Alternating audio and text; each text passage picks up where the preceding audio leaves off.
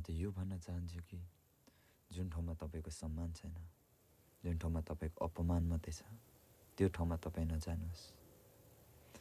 सुन्दा यो सरल र छोटो कुरा छ, तर यहाँ गहिरो कुराहरू लुकेको जीवनको बारेमा। तपाईँको आत्मशक्ति, तपाईँको आत्मसम्मान, तपाईँको हाँसो मुस्कान सबै नष्ट भएर जान्छ त्यो ठाउँमा, जुन ठाउँमा तपाईँलाई विश्वास गर्दैनन्, जुन ठाउँमा तपाईँलाई अविश्वास गर्छन्, जुन ठाउँमा तपाईँलाई सम्मान छैन, जुन ठाउँमा तपाईँलाई अपमान मात्रै छ, त्यो ठाउँमा जान्छ। त्यसैले गर्दा त्यो ठाउँमा जान छाड्नुहोस्। एक विद्वान व्यक्ति र केही खोज गर्ने, केही सत्य बोल्ने मान्छेलाई नै हो यो समाजले अपमान गर्ने। बुद्धलाई पनि एकचोटि अपमान गरिएको थियो। त्यसैले गर्दा तपाईँले राम्रो काम गर्दा पनि अपमान मिल्छ भने मैले किन गल्ती गरेको छु कि भनेर तपाईँले भित्रभित्रै नराम्रो कुराहरू खोज्न थाल्नुहुन्छ। त्यही राम्रो कुरालाई पनि तपाईँले नगर्न बाध्य पर्नुहुन्छ। त्यसैले गर्दा तपाईँभित्रको क्षमता, तपाईँभित्रको आत्मबल सबै नष्ट भएर जान्छ। त्यसैले गर्दा तपाईँ ध्यान नजानुहोस्, तपाईँको काममा निरन्तरता दिनुहोस्। राम्रो व्यक्तिलाई नै हो मान्छेले नराम्रो बनाउनु खोज्ने। मान्छेको एउटा नराम्रो बानी छ, तर मान्छेलाई लाग्छ त्यो राम्रो। जसले नराम्रो भनेको छ, जुन बाटो खराब छ त्यही बाटोमा दौडिने बानी छ मान्छेको। सत्यको पछाडि कम लाग्ने गर्छन्।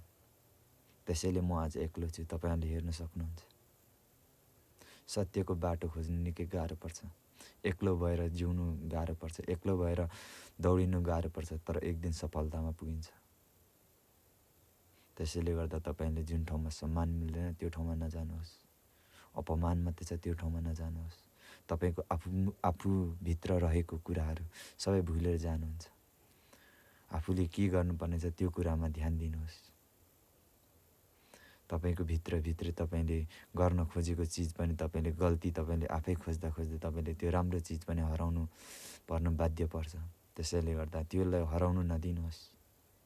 राम्रो मान्छेलाई हो यहाँ अपमान गर्ने, राम्रो खोज गर्नेलाई हो अपमान गर्ने, सत्य बोल्नेलाई हो अपमान गर्ने।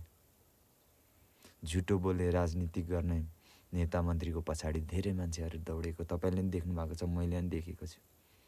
झुटो सम्मान पाउनेहरू धेरै छन्। त्यो झुटो सम्मान हो। त्यसैले गर्दा सत्य सम्मान एक दिन पाइनेछ। त्यसैले गर्दा त्यो ठाउँमा नजानुहोस्। विचार गर्नुहोस्। मेरो भनाइ मन पर्यो भने सब्सक्राइब पनि गरिराख्नु होला। अरू भिडियो यस्तै भिडियोहरू लागेको छ, अरू भिडियोहरू पनि हेर्नु होला। मन पर्यो भने तपाईँहरूको सल्लाह सुझाव पनि दिनुहोस्। म यही भन्न चाहन्छु।